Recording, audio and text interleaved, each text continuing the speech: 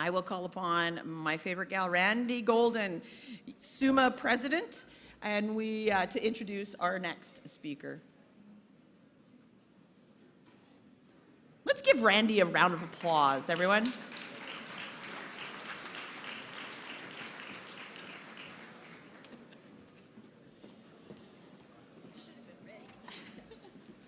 So sorry, I should have been ready there. And thank you very much to our sponsors who provided these prizes for us at the convention. So big hand for them, folks.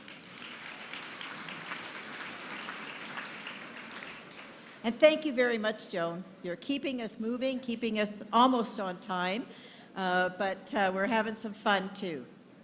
So to my colleagues here in the room, our SUMA members, delegates at the convention, it is really my pleasure right now to introduce our next speaker to you, and he will be speaking to us here at SUMA Convention, and it is the Minister, our Minister of Government Relations, the Honourable Don McMorris.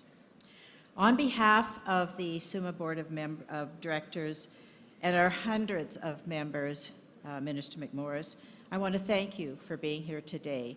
I also want to thank you for your open door policy for you and your officials.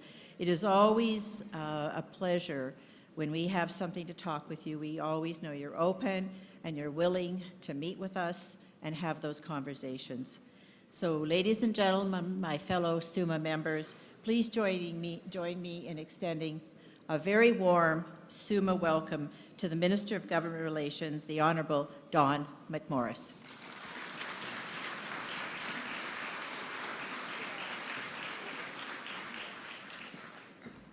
Thanks very much, Randy. I have, by all the people that are leaving, I have door prizes. But you've got to be here. Sorry. Welcome to April 18th in Saskatoon and Regina, snowing and a blizzard coming in. But certainly I want to, first of all, on behalf of the Government of Saskatchewan, thank you and say how lucky we are to be here on Treaty 6 territory, homeland of the Métis. When I was driving up yesterday from Regina, and as many that would have come from the southeast, you would have gone along number 11 highway and hopefully noticed some signs that depict the first time in Canada treaty boundaries between Treaty 4 and Treaty 6. I never learned that in school, and I got to learn it on the drive up from Regina to Saskatoon. Now I think the Minister of Highways, Jeremy Cottrell, a member from Battleford's, is in the room. I saw him earlier. And I hope he's still here because with this storm, I'm not sure how many of our cabinet ministers will be here for the Bear Pit tomorrow. So for anybody that has questions, you have to have them directed towards either highways or government relations. There can be no other questions tomorrow. But anyway, I think, and I don't want to take away from any of his announcements, but there'll be more of those treaty boundary signs going up to signify the treaties that cover all of Saskatchewan, because we're all treaty people, and how I think significant that is as the first in Canada. I also want to thank SUMA for inviting me today and allowing me to speak at about, I think it was 2:15, might be 2:20 now, 2:30, because right now in Regina, question period is going on, and I feel I can be more productive in these next 25 minutes than I would be in question period in the legislature.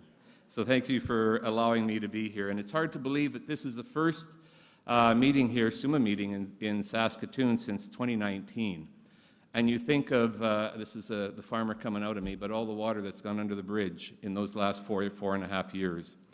And I just want to, I know I mentioned it in Regina last year, but I just want to thank you for all the work that you have done as local leaders over those past 4 years. Some of you weren't elected 4 years ago, but in the last 2 or 3 years that you've been elected, I probably said last year, and I'm going to quickly say it again, I've been around for probably too long, 23 or 24 years, 6 or 7 elections, and I would say the last 4 years have been the toughest. Not this past year maybe quite so much, but for 2 or 3 years through the pandemic were the toughest years that I ever had to experience as an elected official, because we make a lot of decisions at the local level and at the provincial level, as the federal government does at the federal level, but none of those decisions I can ever remember had such an impact on every person in this province when we told people that they could have who they could have, nobody at Christmas in their house. And no government should ever have to make those decisions, and no municipality should ever have to make those decisions. And we pray that we never have to make those decisions again. But thank you again on behalf of all the citizens that you represent, but also on behalf of a provincial government that was struggling to find our way through it. And hearing from the city community leaders, city, SUMA, SARM, all the municipal leaders, I know we had many, many calls, weekly at times, just to hear the input that you had and help us navigate those absolutely uncharted waters. So I want to thank you again for all that, all the work that you have done. And I also want to, as this may sound unusual, for your advocacy work. I know we're going to hear more of it in the dialogue sessions tomorrow, and I'm going to hear more of it in the Bear Pit. This is why this 20 minutes for me is really enjoyable, because I just get to talk, and I don't have to answer any of your questions. I can talk about what I want to talk about.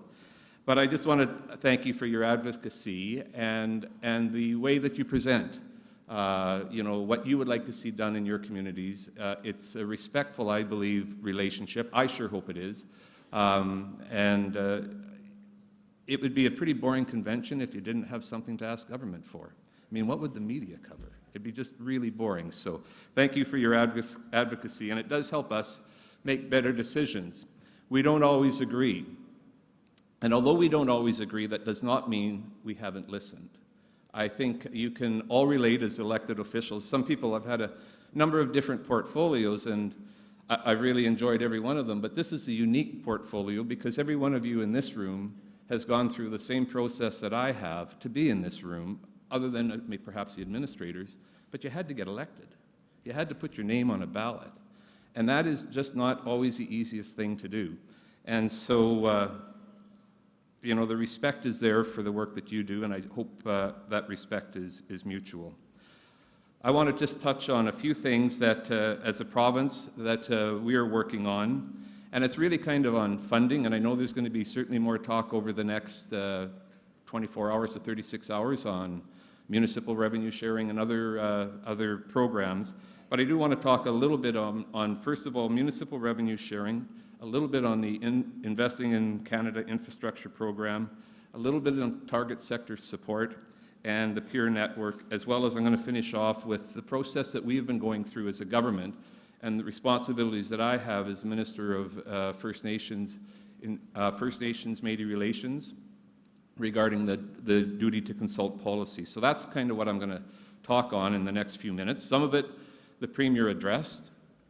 Yesterday he covered an awful lot of bases. I'm going to keep mine a little more targeted towards just the responsibilities that I have under government relations. He mentioned yesterday, I know because I was able to tune in, that in 23-24, there's a record amount of municipal revenue sharing at $298 million. That's up 13% from the previous year. The previous year dropped a few $1,000,000 from the year previous. So if we're in 23-24, 22-23 was a little bit, 13% less. The year before was the highest amount, and so this is the record year. And I believe you are seeing it in your communities, we're seeing it around the province, that the investment in this province is heating up. It's only going to get better, which PST is in charge on so many of those projects. I can only see that revenue sharing number going up into the future. Don't hold me on that, but if I was a betting man, I would say it would be going up. You know, since we became government in 2007 and 8, at municipal revenue sharing, which you all know is no strings attached, over $4 billion has been distributed through municipalities with virtually no strings attached. And I was doing an interview earlier and was talking about municipal revenue sharing, and I think it's a great program, and we would really like to see the next program from the federal government, ISIP, with very few strings attached, because I really do believe that you're the best ones to determine what needs to be spent in your own communities. I may not agree with, I don't know if there's anybody from Fort Capel or any of my, I may not agree with the street they're fixing in Fort Capel, but they're the ones that are closest to it, and they're the ones that make the decision. It isn't my decision. And so that's why I think the program is so unique and so valuable. And you know, it's really tough to compare province to province, apples to apples. But in Manitoba, I do know that 3 months ago, they announced quite proudly that for the first time in 7 years, they were not freezing municipal, and it's not municipal revenue sharing in Manitoba. It's under a different title.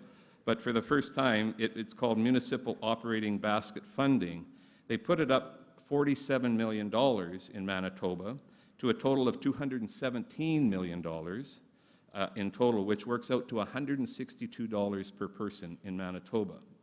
If you take our $300 million divided by a growing population of over 1.2 million, it's $248 a person in Saskatchewan. And in Ontario, they put about $500 million into revenue sharing, and if you extrapolate that, it works out to about $33 a person. These fine figures were worked on by my Chief of Staff. Thank you very much, Max, for that great work. But it is a program that I think if you were to talk to colleagues in other provinces, you know, it's always tough to compare complete apples to apples, but it's a program that we're very proud of. Not to say that it can't be tweaked, and I know there's a push by SUMA to change, whether it's the PST on labor, on construction, or whether that percentage should change. Percentage divided between the organizations that get it, which is SUMA, SARM, the New North, as well as then the targeted sector support, whether those proportions should change. And we're certainly up and willing to take on those conversations. We have to balance it. I sit on Treasury Board, but we have to balance it with Mama Harpower, the Deputy Premier and Minister of Finance. She runs a tough bargain, but anyway. We're certainly willing to have those conversations as we move forward. On the other program that has been significant for municipalities across the province is the ISIP program, and of course I think most are pretty familiar with the Investing in Canada Infrastructure program and what that has done for our province. Of course, it's three ways: federal, provincial, and municipal. I was certainly glad that we were able to put a press release out today on some of the latest projects that have been approved and agreements entered into with the federal government, $21 million for another 21 infrastructure projects across Saskatchewan. Projects such as the new facility going to be in Lloydminster, and the Aquatic Centre in Balgony, the rehabilitation of the Cochin breakwater, and then a number of bridges across the province. So it's been a great program over the last 5 to 6 years. It was supposed to sunset in 2018, but most provinces have burned through all the allotment from the federal government. We have too. Some 470 projects have been announced across Saskatchewan. Over $700 million in the last 5 or 6 years put into that program by the provincial government, and that again leveraged with the federal funds and the municipal funds means over $2.1 billion in infrastructure programs throughout the province is significant, and you'd think that would have painted all the fence, but there's more fence to paint. There's still more infrastructure projects that need to be undertaken.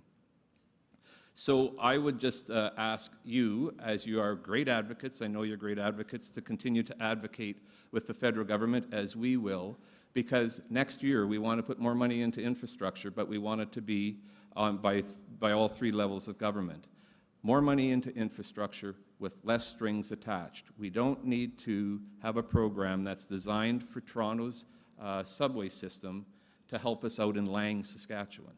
We need programs that are going to focus on, I think, community and culture and recreation, and wastewater and water projects. Every community has struggles with that. So those are what I think we're going to need. And if the federal government would continue to be a partner, but with less strings attached, I think that would be valuable for all of us as we move forward. Each year we take out of that municipal revenue sharing about $1.5 million, and that goes into the Targeted Sector Support Initiative, known as TSS. Earlier this year, our government and municipal sector announced more than $500,000 of provincial funding towards 50 new TSS projects from 4 application intakes. For example, $75,000 in provincial funding towards the town of Lanigan Regional Emergency Measures Response Plan, working with several other communities around their area, and $25,000 in provincial funding to the town of Blaine Lake and Marsland District Official Community Planning and Zoning bylaws. There's an intake going on right now. You only have 12 more days or 13 more days. It closes on, the 5th intake is closing on May the 1st. And I would encourage applicants to, if they can find a project with communities around them, apply, because this money needs to help with communities building cooperation between them. And I think it's a great program. The final resource I wanted to talk about, to highlight, is the Municipal Peer Network. This is a partnership involving the Ministry of Government Relations, SUMA, SARM, now this is a bit of a mouthful, the Urban Municipalities Association of Saskatchewan and the Rural Municipalities Association of Saskatchewan. All those organizations go to determining where those funds, putting together expertise in administration and in governance, as well as with elected officials. So if you feel this would be of benefit, it's a resource that is made available to you. Just in closing, and certainly not last but for least, but probably even most importantly, is the work that the ministry has been doing under government relations on engaging on the framework policy for a consultation, the consultation framework policy. The consultation framework policy has been in effect for about 10 years in the province, and certain projects will trigger where consultation has to take place. There's been some concern from both parties, whether it's from First Nations or Métis, that the consultation process is not working very well for them. We also hear it from the industry. So what we did is embark on it's been about an 8-month process where we've engaged all the partners. SUMA, your organization, has been one of the partners, SARM, FSIN, Métis Nation of Saskatchewan, the Mining Association, Chambers of Commerce, tribal councils, every First Nation, all 74 First Nations and Métis locals were invited to engage to let us know what was working right and what was not working. We've had that feedback, heard that feedback. We're in the process of kind of putting together what we'd heard, and there's definitely some common themes that are being put forward. And so we hope to then, for all the organizations that were involved, you will get a kind of a report on the feedback that we'd heard, the common themes that we'll be working on, and then eventually a solution package as to what we think can make that framework policy improve, because it's important that we're all on the same page on this one. I'm at times wondering if we can make anybody happy on this one, but it is after 10 years of not being reviewed, it's extremely important that we've gone through that process. So thanks to your organization for engaging on that process. With that, I think that's question period is over in Regina now, so I think I can stop. But I just want to, again, thank you. Look forward to tomorrow with the dialogue sessions and the Bear Pit session. And most importantly, thank you for what you do for all the citizens of the province, most of which we represent as well. So thank you very much.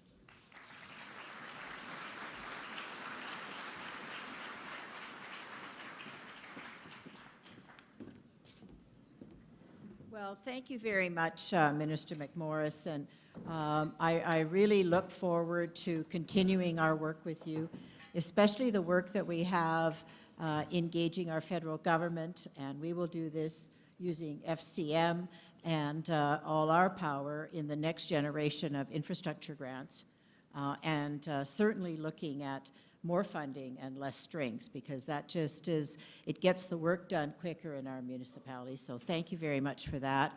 And I really want to thank you for joining us later tonight as we honor our community, our community leaders and the people that make things happen in our community with the awards that are happening tonight. So thank you very much. And one other thing, if you could join me and we could do this together, we would like to wish one of our board members a happy birthday. We don't have to sing, okay? But please join me in wishing, and everyone wishing, Gerald Roy, our representative from Northern Municipalities, a happy birthday.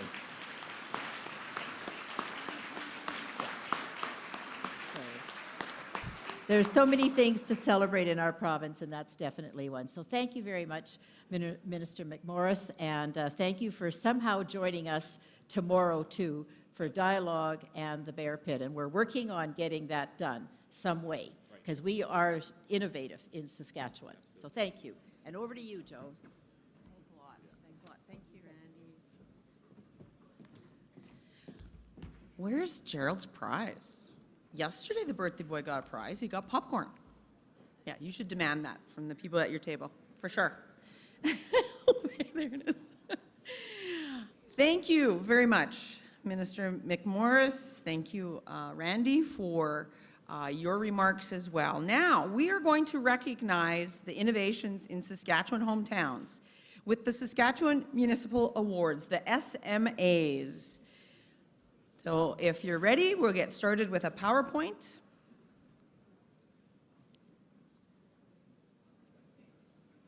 There they are, celebrating excellence. I was actually just talking to our Yarkton group last night about how sometimes we get so freaked out with what we've gone through and so anxious about what is coming up in the future, we forget to live in today and do a little bit of celebrating. So I'm happy that we're doing this today. The Saskatchewan Municipal Awards Program is a partnership between SUMA, the Saskatchewan Association of Rural Municipalities, SARM, Ministry of Government Relations, the Rural and Urban Municipal Administrations Associations, and the Saskatchewan Association of Northern Communities. It's wonderful to be presenting for this 16th round of the SMAs. We'll be seeing videos for all 4 winning projects and hand out awards to the winning urban municipalities. Rural municipalities receive their awards in March at the SARM convention. This year, the selection committee reviewed 12 nominations on behalf of 19 municipalities. For the 16th Saskatchewan Municipal Awards, the selection committee was made up of Malcolm Eaton, former mayor of Humboldt and former vice president of Cities for SUMA. Malcolm, are you here? Okay. Keith Comstock, executive in residence at the Johnson Shoyama Graduate School of Public Policy. And if you're in attendance, please stand. Wendy Gowda, municipal advisor, former administrator for the RM of Leroy, number 339, and past president of the RMAA. Loretta Young, former administrator for the RM of Long Laketon, number 219, and the village of Earl Grey. Dawn Taylor, Reeve of the RM of Saltcoats, number 213, and former board member for SARM. And finally, Jim Toy, former city manager for the city of Prince Albert.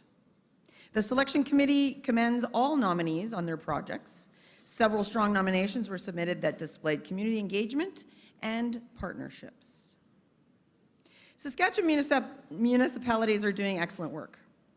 And we're here today to celebrate those municipalities who are going the extra mile. SUMA hopes you are inspired by the winning projects and you are encouraged to share the great work that you're doing in your communities with your neighbors by submitting your projects when the nominations open for the 17th round of SMAs later this year. Now, I'd like to recognize the title sponsor for this year's Saskatchewan Municipal Awards, Affinity Credit Union. Affinity has been the title sponsor for the last 8 years. I would like to welcome Christy Schmidt, Manager Advisory Services with Affinity Credit Union, who is here to bring greetings on behalf of this very important sponsor. Ladies and gentlemen, welcome Christy.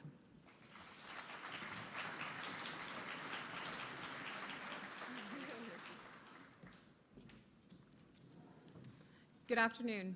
My name is Christy Schmidt, Advice Center Manager with Affinity Credit Union, and I'm happy to be here today in such great company as I represent Affinity at the SUMA convention. In the spirit of reconciliation, I'd like to begin by acknowledging that we're all here on Treaty 6 territory, homeland of the Métis, and the traditional territory of the Dakota peoples.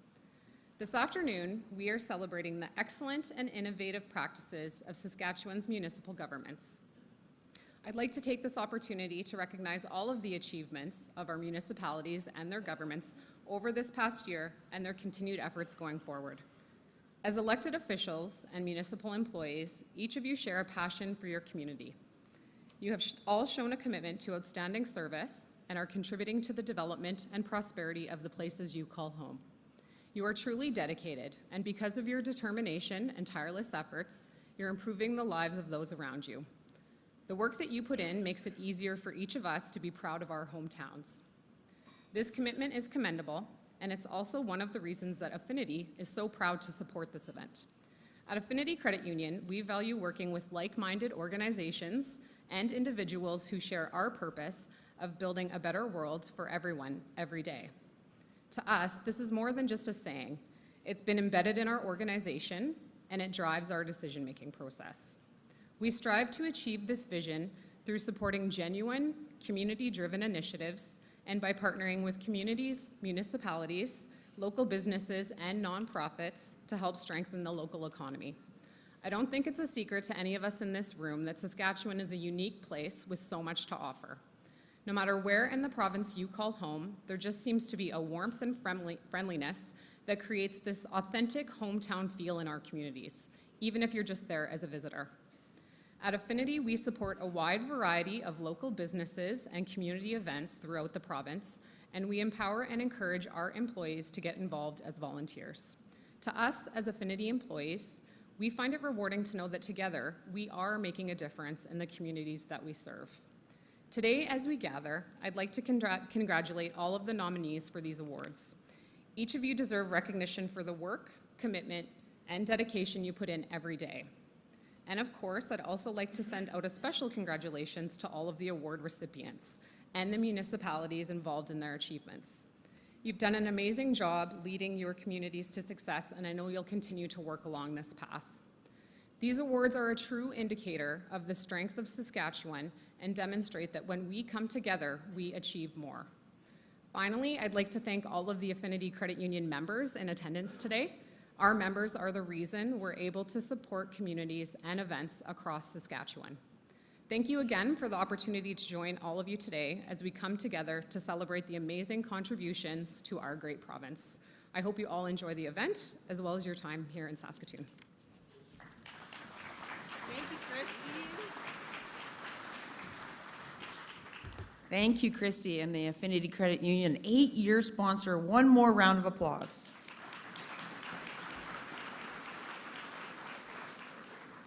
Now, on to the winners. Are you excited? Yeah?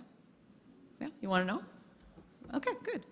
The third place winner in my world, that's called bronze. The bronze winner for the 16th annual SMA is the Women in Government program from the RM of Edenwold. Let's watch a video to hear more about the program.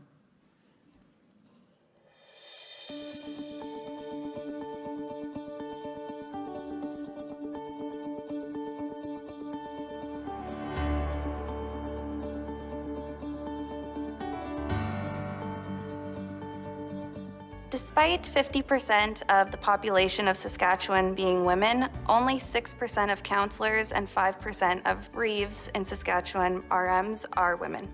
It's important to change this because women bring different perspectives, we bring different values to the council. The RM of Edenwold adopted the Women in Government program March 8th of 2022 this year. That actually coincides with International Women's Day. The long-term objective of the Women in Government program is to have at least 30% of candidates running in the municipal election be women. I think one of the biggest reasons we don't see women in government is because of the 4-year commitment, or whatever the term is. My son is 8 and my daughters are 4. So how do you balance a full-time job, family commitments, all those activities? We developed this program to help women get past those barriers and give them encouragement, give them mentors, give them all the tools that they would need to put their name forward and run for government. The Women in Government program has really impacted how the council, the RM, sees gender equity. The Women in Government program has 3 different streams: research, internal, and external. Equal Voice is a nonpartisan national organization with the goal of getting more women involved in government at all levels. The research stream involved us working with Equal Voice to conduct research into the experiences of women in the community. The second stream, internal, involved us working on our own internal policies and programs, whether that's adopting a maternity leave policy or working to make elections more fair and equitable for everyone. The third and final stream was an external stream. This involved reaching out to the community and working with interested community members to get them involved in government. Well, the overall objective of the campaign school was to really increase the candidacy for women. What it is to be on the council, what it means, what it represents, the challenges that you're going to go through, the challenges of running for an election. And we had a female leader come in, a female mayor. And she opened the door to ask any question. And at that point, you realize I'm not the only one who has these fears. Over the last few months, we've been able to offer municipal government workshops for local and area elementary school students in English and in French. Currently, our program is encompassing many municipalities. We are all working together for the same purpose and goals. A huge win for this Women in Government program run by the arm of Biedenwald is the fact that we did get another female councillor. I think all levels of government should be promoting women in government. The RM of Edenwald is taking strong steps in the right direction of getting more perspectives on council and getting more people involved in the municipal government experience. We women are 50% of this community, and we do have a voice. I think it's really great for the RM and for staff as well. I think it's a step forward in the right direction. We make decisions at work, we make decisions at our schools, we make decisions at home, we make decisions in our volunteer activities. We need to step up and make decisions for our council. Wow, congratulations.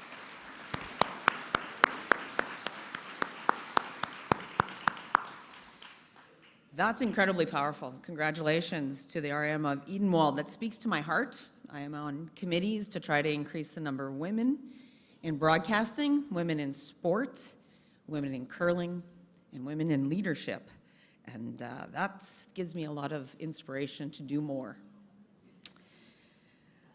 The RM of Edenwald received their award earlier in March at the SARM convention. Now, on to silver. The second place winner is the Bigger Revitalization Project from the town of Bigger. I'd like to invite the representatives from the town of Bigger to join us on stage to accept their award. I'd also like to invite former SUMA president forward, not former, the SUMA president, Randy Golden, and the Honorable Don McMorris, Minister of Government Relations, to present our awards. As everyone makes their way to the stage, let's learn more about Bigger's story through this video.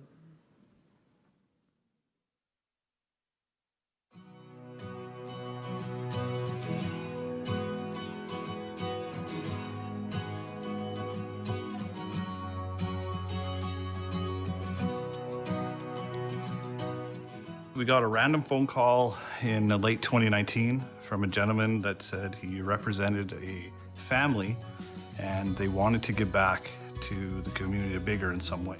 My grandfather was actually mayor of Bigger. He moved to Bigger, I think, in about 1920. My parents raised 5 children here, born in Bigger, grew up, went to high school through Bigger.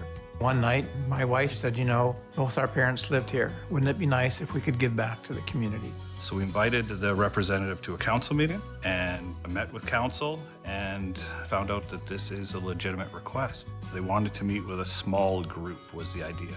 So council identified 20 stakeholders, basically people from the community, volunteers, business owners. People who had grown up here most of their lives, who had raised their family here, and who are avid volunteers in the community. They wanted a community project, something that brought the people together. And in the end, it was determined that it was to be focused on Main Street. Public was very, very engaged. They were very enthusiastic about the whole process. We held a series of COVID-friendly open houses, but we were able to get a good chunk of the population out to give feedback. I would say the positivity rate was at about 98%.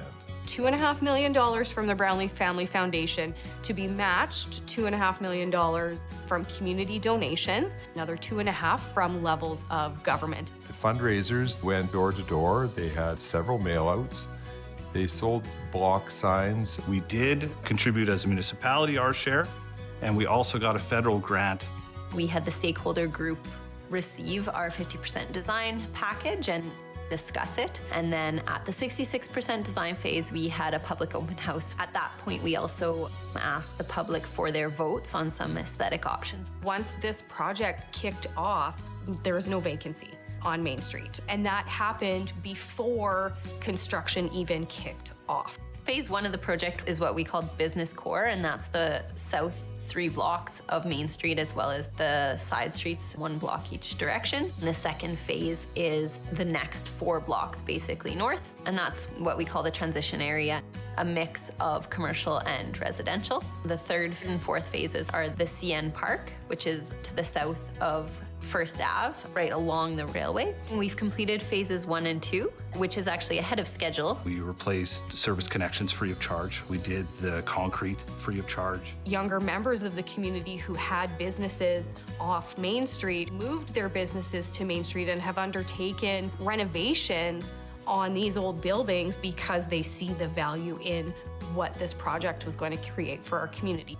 The town has never seen a project of this magnitude and probably never will for a number of years. So we had to do everything right. The businesses went through a tough time in Bigger.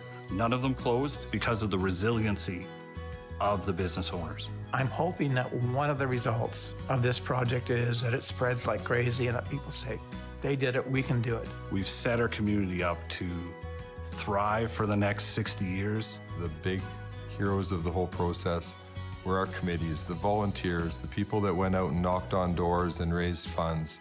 But we can't lose sight of the people that donated. We couldn't have done it without them. They are the heroes of the whole project.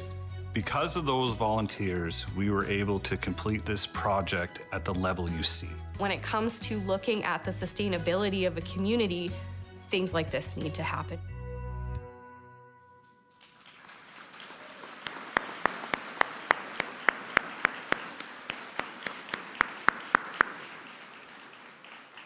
Congratulations, and an amazing example of revitalization through community partnerships, and an amazing example of really, really great people.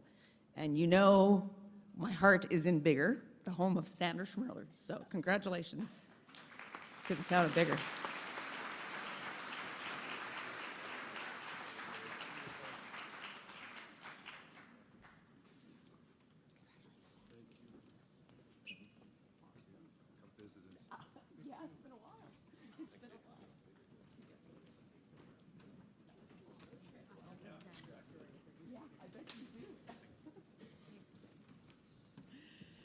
Whew, gee, this is getting to me. And on to the gold. The first place winner of the 16th annual SMA Awards is solar power for new infrastructure from the town of Lumsden. I'm honored to invite the representatives from the town of Lumsden to join me on stage while we get the full story through video.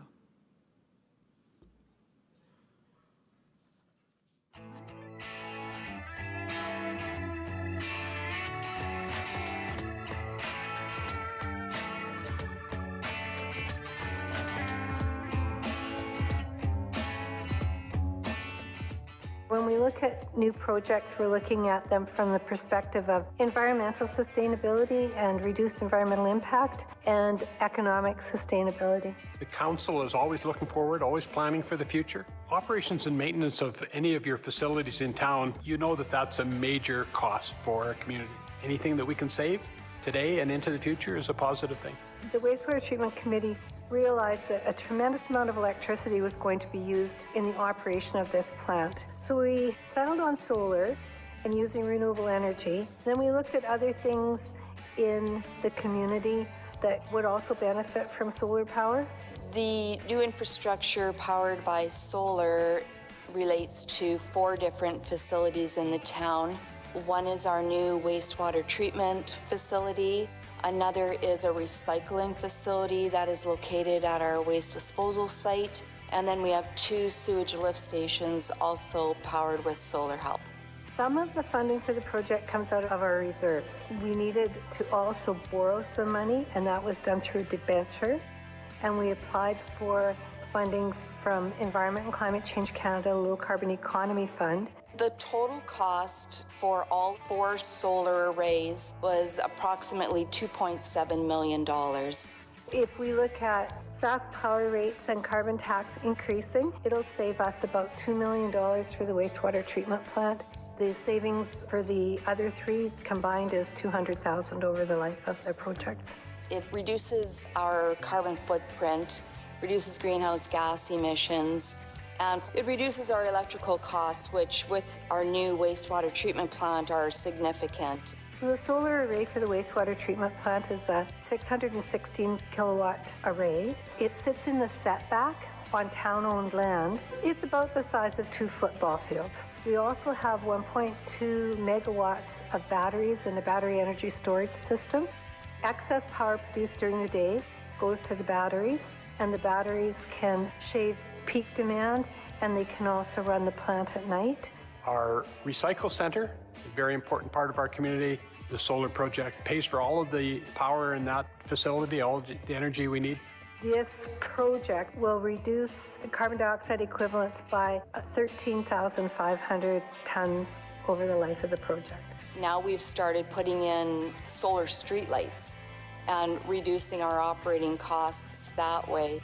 The solar facilities in Lumsden make us the municipality in the province with the most solar infrastructure. It simply saves money for your community. And I know councils of the future are not going to say, why did those guys ever think of doing something like that? People are very happy that we're doing 2 things, saving money and being green. This is a way of doing the right thing and benefiting from it. We have a lot of sun in Saskatchewan, so let's take advantage of it.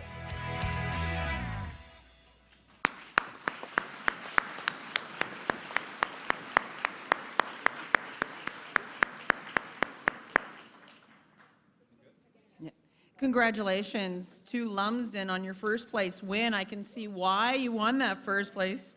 It's wonderful to see projects that contribute to the long-term sustainability of the community. That was very, very powerful.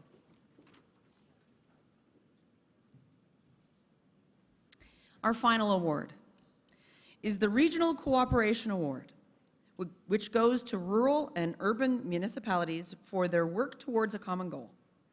This year's winner is the P4G Planning District, made up of the RM of Corman Park, the town of Osler, the cities of Martensville, Saskatoon, and Warman. It's now my pleasure to invite the reps from the town of Osler and the cities of Martensville, Saskatoon, and Warman to join us on stage as we learn about their project by video.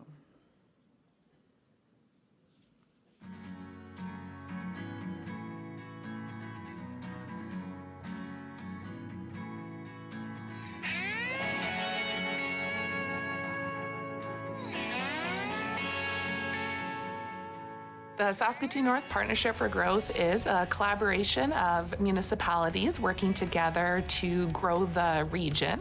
It comprises of the arm of Corman Park, the city of Saskatoon, the city of Warman, the city of Martensville, and the town of Osler.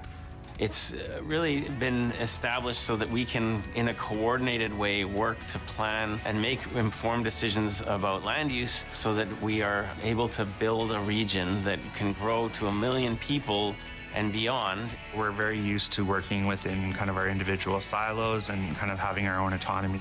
So it was a bit of a different approach for all of the municipalities. We're the fastest growing region in Saskatchewan, and you have all these communities growing together. Eventually we're going to collide. And so I think it's important that we plan together to make sure that when that collision happens between those communities, it's as seamless as possible. Biggest hurdle is competing interests. The RM obviously wants to see as much growth as possible, as few limitations as possible, whereas the urbans want to see as many restrictions as possible to ensure that we aren't going to be hand-tied when we develop into those areas. awards. We had 5 different municipalities that were walking into a room with their own biases and wanting to protect our own areas. There was the feeling that we were in competition with one another between Saskatoon or Corman Park or the other municipalities. It was very divisive at the beginning where everybody was very territorial, and then it moved into something where we started looking out for each other. We engaged the public in numerous stages throughout the regional plan process. We had a number of different open houses, one-on-one stakeholder meetings, some targeted engagement sessions. We managed to have a virtual public hearing, 5 council meetings going on at once to hear the submissions from the public, both written and verbal. There's a number of land holdings which First Nations have within the region. And we wanted to ensure that our plan supported and complemented some of their growth and economic development aspirations. Probably the best thing we've been able to do is have some quite frank discussions about some of the more challenging issues around how we develop land, about how we develop fees and services. When we started this P4G, we realized that there'd have to be a lot of give and take, flexibility, cooperation. It was really, I think, a team effort from all municipalities. Just as there's been a lot of important relationship building work at the level of the Mayor, Reeves, councillors of all the different P4G partners, it's also been an important time for our staff to work together. You look at Saskatchewan, we have more municipalities per capita than any other province, more than lots of countries even. And so I think it only makes sense to work together collaboratively. There's a lot of economies of scale when you work with other municipalities in close proximity. People would say, well, when's P4G ever going to be done? You know, when is this done? And, you know, you'd always sort of respond, well, it's never going to be done. You know, it's never ending in some ways. Being fairly new to the table, I think really the recognition goes to all of the foundational leaders and the administrative staff who have gotten P4G to this point. It has opened up a lot of doors, even in terms of conversations about future planning, and it's given some certainty to the region in terms of land use and development. The old saying is all ships rise with the tide, and that's true in this as well, that if something happens in Corman Park, it's going to do well for everyone. Jobs for people perhaps living in Martensville, Warman, Osler, or Saskatoon. We're ready for you to invest in our area, and we're really looking for you to have the opportunities to grow and prosper in our area.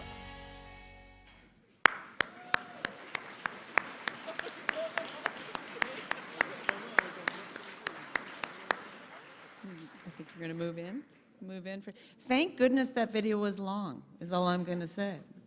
That we needed to coordinate this picture. And it's a beautiful picture with these 5 communities. And congratulations, Town of Osler, cities of Martensville, Saskatoon, Warman, and the RM of Corman Park. It's great to see everyone working together, the teamwork, the coordinated approach to a regional planning and servicing that prepares the region for growth and economic prosperity. Well done. Thank you.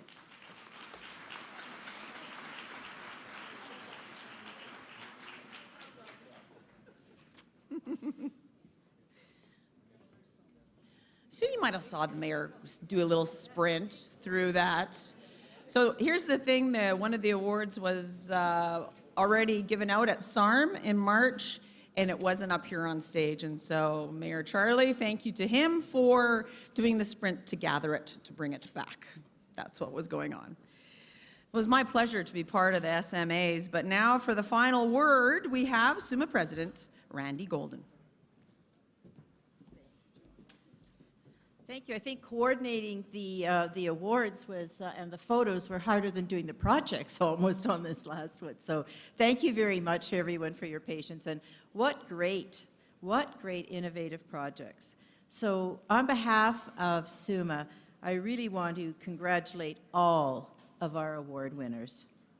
These awards, they really not only celebrate the excellence and innovation practices of our municipalities, but they also share knowledge, they share best practices amongst all municipalities.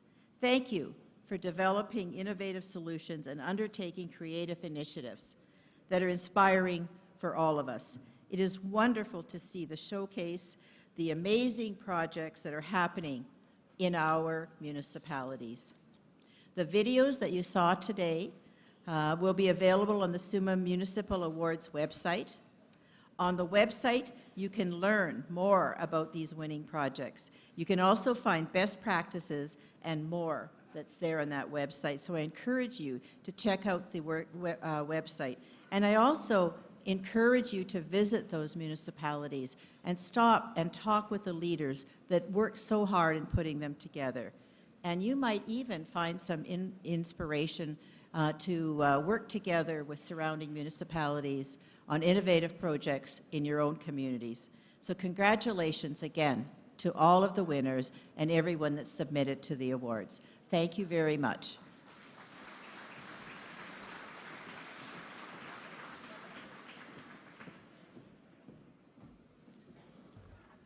Well done. Everybody check their watch. We're back on schedule. Makes me very, very happy. I want to draw your attention to a couple housekeeping items. Tonight is, of course, the President's Banquet and Awards Ceremony. A ticket to the banquet is included in each of your registrations. The banquet is being held in this very room, the Grand Salon, and the doors are going to open at 6:30 tonight. As the staff, TCU staff will need to get the room ready for the banquet. Be sure to remove all of your items as you head for the break in the TCU Place lobby. If you are attending the breakout session sound practices, creating harassment-free town and village offices, I will see you there. If not, I will see you tonight at the banquet. We will now have a break that's sponsored by Nelson Granite. Remember that the Northern Regional meeting will begin at 3:30. And just check your convention app or your agenda card to find any locations you require. You've been a wonderful audience, and I will see you later today or tonight.